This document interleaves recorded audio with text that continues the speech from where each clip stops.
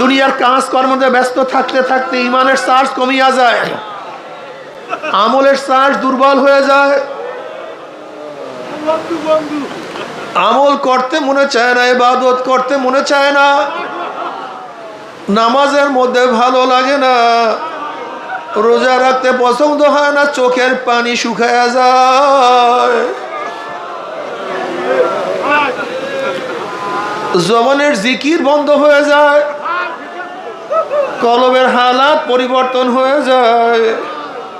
যেই কলবটা সবসময় মাওলার দিকে ঝুঁকানো ছিল, এখন সেই কলব দুনিয়ার দিকে ঘুরিয়া গেছে। এখন আর কলবের মধ্যে মাওলার মোহাব্বত নাই, মাওলার ভালোবাসা নাই, মাওলার প্রেম এখন আর ভালো লাগে না।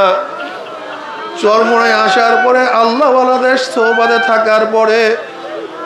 এই ময়দান এমন এক ময়দান যেখানে লক্ষ লক্ষ আল্লাহ ওয়ালাদের চোখের পানি, যেই ময়দান হাজার হাজার লক্ষ লক্ষ জিকিরের শব্দ গ্রহণ করছে, যেই ময়দান লক্ষ লক্ষ সেজদা যার উপরে পড়ছে, যেই ময়দানে কত আল্লাহ ওয়ালারা সবসময় পারাইছে,